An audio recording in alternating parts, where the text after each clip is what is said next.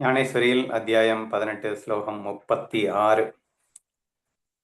சாத்விக திருதி, ராஜச திருதி, தாமச திருதி என்று மூவகைப்பட்ட திருதி அப்படிங்கிறத வர்ணிச்சு முடிச்சதுக்கு அப்புறமா அடுத்து சுகம் அப்படிங்கிறதுலையும் 3 வகைப்படுகிறது. ஸோ அதுலேயும் நான் டீட்டெயிலாக சாத்விக சுகம்னா என்ன, ராஜச சுகம்னா என்ன, தாமச சுகம்னா என்ன அப்படிங்கிறத நான் உனக்கு டீட்டெயிலாக பிரித்து காட்டுறேன் என்று சொல்வதற்காகவே ஏற்படுத்தப்பட்ட ஸ்லோகம் இது. படிக்கிறேன். மூவகைப்பட்ட சுகத்தை பகவான் நிரூபிக்கின்றார். நான் உனக்கு மூவகைப்பட்ட சுகங்களின் லட்சணங்களை சொல்வேன் என்று பிரதிஞ்ஞை செய்தேன் அல்லவா, அவ்விஷயத்தை இதோ சொல்லப் போகின்றேன் கேள். போன ஸ்லோகத்தினுடைய எண்டிங்ல கண்ணன் நான் உனக்கு உன் அந்தராத்மாவை நல்லா ஓபன் பண்ணிட்டு கேளு, ஏன்னா நான் சப்த தோஷம்னு ஒன்று இருக்கு, காது தோஷம்னு ஒன்று இருக்கு. அந்த 2 தோஷமும் இல்லாம நான் நினைக்கிறதெல்லாம் உனக்கு ரீச் ஆகணும் அப்படின்னு சொன்னா நீ அந்தராத்மாவை 100% ஓபன் பண்ணி கேளு அப்படின்னு சொல்லியிருந்தாரு. இப்போ அதை சொல்ல தொடங்குறார். ஜீவனுக்கு ஆத்மாவை பார்க்க கிடைப்பதே சுகமாகும். இந்த one line has to be explained in detail அப்படின்னு நினைக்கிறேன். அதாவது ஃபர்ஸ்ட் ஆஃப் ஆல் சுகம்னா என்ன, சாத்வீக சுகம்னா என்ன, ராஜசுக சுகம்னா என்ன, தாமச சுகம்னா என்ன அப்படிங்கிறத அப்புறமா பார்க்கலாம்பா. First of all what you mean by sukham, சுகம் என்றால் என்ன அப்படிங்கிற அந்த கேள்விக்கு ஒரு அற்புதமான ஆன்சர் கொடுக்கப்பட்டிருக்கிறது. ஸோ இதை நான் பல தடவை சொல்லியிருக்கேன். சொல்லும் போதெல்லாம் என்ன ப்ரூஃப் இருக்கு, இவன் பாட்டுக்கு பேசிட்டு இருக்கான், என்னமோ ஸ்வரூப சுகங்கிறான், ஆத்ம சுகங்கிறான், மாயையில சுகம் இல்லைங்கிறான், ஜடோங்கிறான், விஷயம் துக்கங்கிறான் அப்படின்னு எல்லாம் நம்ம நிறைய பேசியிருக்கோம். பட் ஒரு ப்ரூஃப் இப்போ ஞானேஸ்வரியில் நமக்கு கிடைச்சிருக்கு. அவர் என்ன சொல்றாருன்னா, ஜீவனுக்கு ஆத்மாவை பார்க்க கிடைப்பதே சுகமாகும் ஹே கிருடி. என்னங்க அர்த்தம்? ஆத்மாவை பார்க்க கிடைப்பது என்ன அர்த்தம்? ஆத்மாவா தான் நீ இருக்க. ஸோ ஆத்மாவை பார்க்க கிடைப்பதுன்னா இந்த இடத்துல ஆம் ஆத்மா அப்படிங்கிற அந்த ஃபீல், அப்படிங்கிற அந்த realisation, self realisation alone is equal to sukha அப்படிங்கிறார். சரியா? நான் உடல் அல்ல, நான் மனம் அல்ல, நான் புத்தி அல்ல, இந்த மாயை என்னுடைய கல்பனையால் உருவாக்கப்பட்ட இந்த மாயை நான் அல்ல, ஆனால் கல்பனை செய்பவனாகிய, கல்பனைக்கு அதிஷ்டானமாக இருக்கின்ற ஆத்மஸ்வரூபமே நான். இந்த ஒரு பர்டிகுலர் விஸ்டமோடு இருக்கக்கூடிய அந்த ஞானம்தான் இங்கே சுகம் என்று அழைக்கப்படுகின்றது. சரியா? சோ இது இப்போ நான் விஷய சுகம் அப்படிங்கிறத பத்தி ஐ திங்க் விசார சாகர் அப்படிங்கிற ஒரு விஷயத்தை பத்தி நம்ம டிஸ்கஸ் பண்ணிருக்கிறப்போ இங்க நிறைய இடத்துல சொல்லியிருப்பாருங்க, ஆத்ம சுகத்தை தப்ப மற்ற எதுவும் சுகமே அல்ல அப்படின்னு ஞானதேவர் இன்னொரு இடத்துலயும் சொல்லியிருக்காரு. விஷயத்துல சுகமே இல்லைன்னு சொல்லியிருப்பாரு. சரியா? அப்ப இந்த நிறைய இடங்கள்லயும் ஞானேஸ்வரில் வந்திருக்கு. இப்ப இந்த இடத்துல இருக்கிறதுனால அதை டீட்டெயிலா எக்ஸ்பிளைன் பண்றேன். அது என்னது ஆத்ம சுகம்னா என்ன? ஜீவனுக்கு ஆத்மாவை காண கிடைத்ததற்கு பேர் மட்டும்தான் சுகம் அப்படின்னு சொல்றாரு. அப்படின்னா என்ன அப்படின்னா, ட்ரூத், ஒரு உண்மை, அந்த ட்ரூத்ஃபுல்னஸ் அப்படிங்கிறத தான் இங்க சுகம் என்று சொல்ல முடியுமே தவிர, ஒரு மாயைய, ஒரு பொய்ய சுகம்னு சொல்லக்கூடாது. ஏன்னா பொய்ன்னா அது இல்லைன்னு அர்த்தம். அப்ப சுகம்னு நீ ஒரு பொய்யை போயிட்டு நீ சுகம்னு சொன்னேன்னா சுகம் இல்லைன்னு சொல்ற மாதிரி ஆயிடும் இல்லையா? அப்போ உண்மையைத்தான் நீ சுகம் என்று சொல்ல முடியும், சொல்ல வேண்டும் அப்படின்னு நம்ம புரிஞ்சுக்கணும். இன்ஃபேக்ட் இன்னைக்கு குட் மார்னிங் மெசேஜ்ல நம்ம என்ன பார்த்தோம் அப்படின்னா, நீ இந்த விஷயங்களை அனுபவிக்காதே, விஷயங்களுக்கு அதிஷ்டானமா இருக்கின்ற அந்த இறைவனின் அன்பை அனுபவி அப்படின்னு சொல்லி போட்டிருந்தேன். அப்படின்னா என்ன அர்த்தம்? விஷயம் ஜடம். அப்போ இங்கே ஜீவனாய், ஈஸ்வரனாய், பரபிரம்மமாய் இருப்பது எது? அது ஒன்றே. அதை நீ அனுபவிக்க வேண்டும் அப்படின்னு அர்த்தம். இங்க பக்தி பாயிண்ட் ஆஃப் வியூல இருந்து அதுல பேசியிருக்கேன்னு வச்சுக்கோங்களேன். நான் ஞானா பாயிண்ட் ஆஃப் வியூல இருந்து என்னை நான் அனுபவித்தல்னு வரும். பக்தி பாயிண்ட் ஆஃப் வியூல இருந்து ஜீவன் ஈஸ்வரனை அனுபவித்தல் அப்படின்னு வரும். இப்ப ஜீவன், ஈஸ்வரன், பரபிரம்மம் எல்லாம் ஒண்ணுதான். அப்போ ஒன்று அதையே அனுபவிக்கின்றது அப்படின்னு தான் வரும். பக்தியில சொல்லணும்னா கூட என்னை நான் அனுபவித்தல் ஞானம், பக்தன் பகவானை அனுபவித்தல் அப்படிங்கிறது பக்தி அப்படின்னா 2 வந்துருச்சுன்னு நினைச்சிடக்கூடாது. பகவான் வேற, பக்தன் வேற அல்ல. சரியா? எல்லாமே ஒண்ணுதானே, பரபிரம்மே தான் மாயையாக ஈஸ்வரனாய் விரிந்தது, மாயையில் ஜீவனாய் விரிந்தது என்று நாம் பார்க்கும் போது அந்த ஜீவன் ஈஸ்வரனை அனுபவிக்க வேண்டும். ஆனால் அந்த ஜீவன், ஈஸ்வரன் பிளஸ் இந்த மாயா, இந்த உலகம், இது எல்லாமே வெறும் மாயத் தோற்றம் என்பதை உணர்ந்து நாம் ஸ்வரூபத்தை அனுபவிக்க வேண்டும் அப்படிங்கிற ஒரு விஷயம் வருது. அது என்னது? அது ஆக்சுவலா ஸ்வரூபத்தை அனுபவித்தல்னா என்ன அப்படின்னு கேட்டீங்கன்னா, இப்ப நான் இருக்கேன். நான் வந்து ஒரு கற்பனைய ஸ்டார்ட் பண்றேன். நான் கற்பனைய ஸ்டார்ட் பண்ணி, கற்பனையில வந்து நானே பல ஆயிரக்கணக்கான டிஃபிகல்டீஸாகவும் உருமாறிக்கிறேன். சுகங்களாகவும் உருமாறிக்கிறேன், துக்கங்களாகவும் உருமாறிக்கிறேன். எல்லாமே இருந்துகிட்டு இது ஒரு பெரிய கேம் நடந்துகிட்டு இருக்கு. சரியா? இப்போ இது அனைத்துக்கும் அதிஷ்டானம் என்ன? நான் தானே. என்னுடைய கற்பனை தானே இங்கே சுகமா விரிந்தது. என்னுடைய கற்பனை தானே துக்கமா விரிந்தது. என்னுடைய கற்பனை தானே பயமா விரிந்தது. என்னுடைய கற்பனை தான் எல்லா எமோஷன்ஸாகவும் விரிந்தது என்று நாம் புரிந்து கொள்ள வேண்டும். ஆனால் கற்பனை உண்மையா? பொய்யா? கற்பனை பொய். கற்பனைங்கிறது ஒண்ணுமே இல்ல. சும்மா நாச்சுக்கும். சரியா? நம்ம வந்து திடீர்னு கண்ண மூடிக்கிறோம். 1008 கற்பனை பண்றோம். என்னென்னமோ பண்ணிட்டு இருக்கோம். Is it really true? Nothing is true. சும்மா நாச்சுக்கும் பண்றதுக்கு பேரு தான் கற்பனை அப்படின்றத புரிஞ்சுக்கணும். சரியா? ஆனா, இப்போ அந்த கற்பனையில நான் இப்போ ஒரு ஒரு பொண்ண நெனச்சுக்கிட்டு கற்பனை பண்ணிக்கிட்டு ஒருத்தன் வந்து நான் சுகத்த அனுபவிச்சேன் தெரியுமா? அப்படிங்கிறான். அவன் பெண் எனக்கு சுகத்தை குடுத்தாள்ன்னு நெனைக்கிறான். அங்க பொண்ணா குடுத்துச்சு.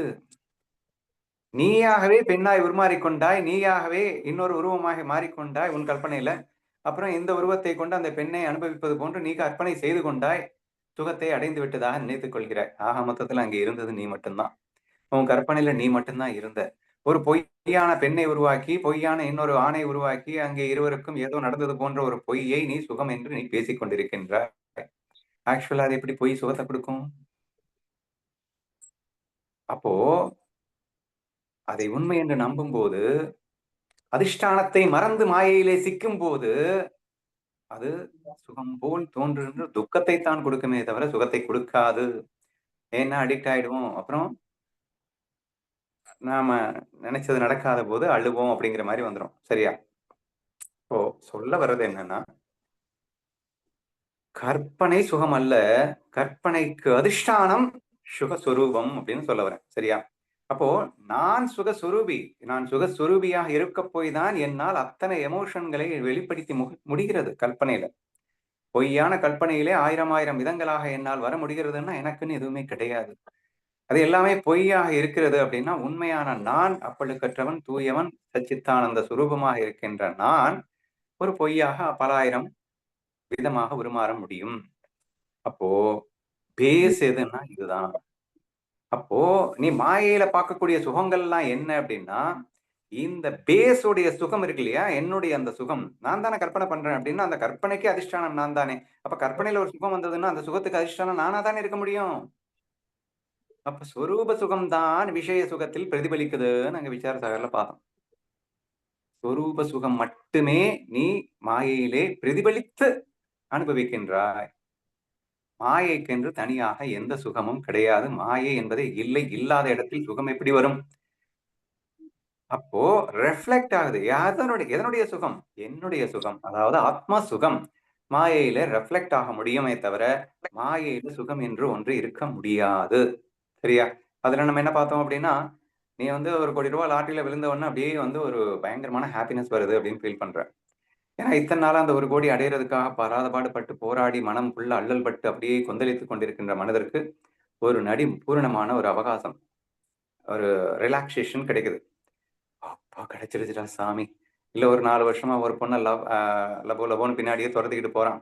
கடைசில அந்த பொண்ணு ஐ லவ் யூன்னு அக்செப்ட் பண்ணிக்கிறான்னு வச்சுக்கோங்களேன். அப்பா! அக்செப்ட் பண்ணிட்டா அப்படின்னு சொல்லிட்டு அந்த ஒரு சம் மொமெண்ட்ஸ் பார்த்தீங்கன்னா, he has completely stopped his mind அப்படிங்கிறான். The moment when you stop your mind automatically you will have the bliss. உனக்கு அந்த இடத்துல ஒரு இனம் புரியாத ஒரு சுகம் கிடைத்தது. அந்த சுகத்திற்கு ஸ்வரூப சுகம் என்று பெயர். Again when you start run, automatically that sukha is started reducing. அந்த சுகம் வந்து குறைந்து கொண்டே வருகிறது. So therefore, மனம் என்றதே மாயைதான். அந்த மனம் என்ற மாயை அல்லது எண்ணங்கள் இவைகளெல்லாம் சுகம், துக்கம் கொடுக்க முடியாது. எண்ணுபவன் இடத்தில் இருக்கிறது சுகம். எண்ணத்தில் இல்லை சுகம். எண்ணுபவனிடத்தில் இருக்கின்றது சுகம். சோ இந்த மாதிரி புரிஞ்சுக்கணும். சோ எண்ணுபவன் யாரு? அதிஷ்டானம், பேஸ். அப்போ பரபிரம்மம். அப்ப பரபிரம்மம் நினைக்குதா அப்படின்னு கேட்கிறாதீங்க. பரபிரம்மம் மாயையில் ஒரு தோற்றமாக வெளிப்பட்டு அங்கே ஒரு நாடகத்தை நடத்தி கொண்டிருக்கிறது. உண்மையான பரபிரம்மம் அப்படிங்கிறது எதுவும் நினைப்பது கூட இல்லை. நினைத்தால்தான் அதற்கு சுகம் என்று நீங்க தப்பா புரிஞ்சுக்க கூடாது. அது நினைக்காமலே இருந்தாலும் சுகமாகத்தான் இருக்கிறது.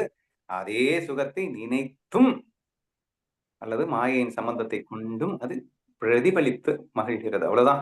இன் திஸ் வே நீங்க அண்டர்ஸ்டாண்ட் பண்ணிக்கிட்டீங்க அப்படின்னா, சுகம்னாலே அது சொரூப சுகம் மட்டும்தான், ஆத்ம சுகம் மட்டும்தான். உடல், மனம், புத்தி, இந்த உலகம் இவற்றை கடந்த நிலையில் இருப்பதுதான் சுகம். சோ அப்ப இந்த உடல்ல, மனசுல, புத்தியில, உலகத்துல எங்கேயுமே சுகம் கிடையாது. ஏன்னா இதெல்லாமே வெறும் ரெஃப்ளெக்ஷன், இட்ஸ் மாயா, ஒரு பிரதிபிம்பம். பிரதிபிம்பம் எப்படி உங்களுக்கு சுகத்தை கொடுக்க முடியும்? இல்லாதது எப்படி உங்களுக்கு சுகத்தை கொடுக்க முடியும் என்று நீங்கள் இப்போ என்ன சொல்றது, எக்ஸாம்பிளுங்க, நீங்க கண்ணாடிக்கு முன்னாடி நிக்கிறீங்க, கண்ணாடியில பாக்குறீங்க, அப்படியே உங்க அழகை ரசிக்கிறீங்க, அப்படியே சந்தோஷப்படுறீங்க. இப்போ இந்த கண்ணாடியில் தெரிந்த அந்த உருவம் எனக்கு சுகத்தை கொடுக்கிறது அப்படின்னு சொல்ல போறீங்களா? ஆமாங்க.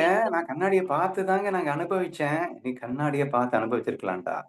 பட் கண்ணாடியை பார்த்து அனுபவிக்கும்போது, நீ எதை அனுபவித்தாய்? என்னை அனுபவித்தேன். என்னுடைய ரிஃப்ளெக்ஷன் தான் அங்க இருக்கு. சோ அது வந்து எனக்கு சுகத்த தரல.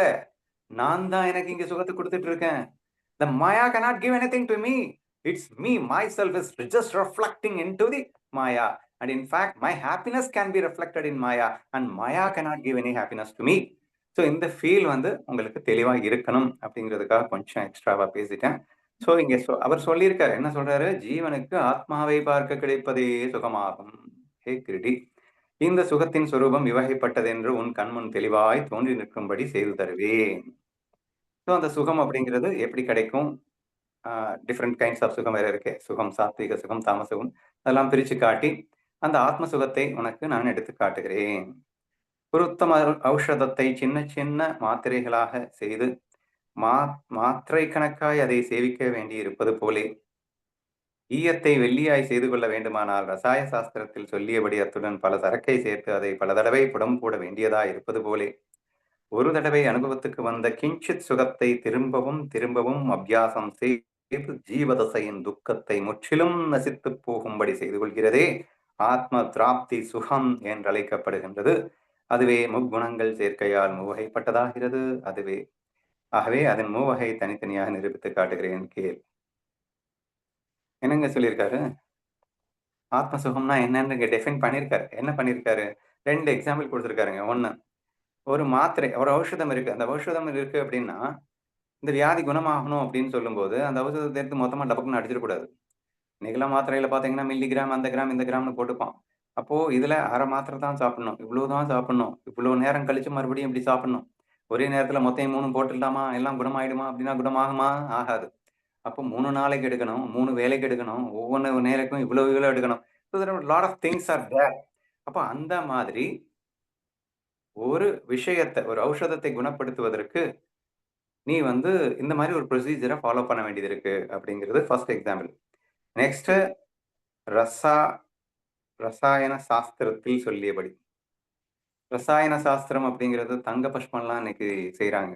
அதாவது இரும்பை தங்கமாக்கும் வேலையெல்லாம் வந்து ரசாயன சாஸ்திரம் என்று சொல்லப்படுகின்றது.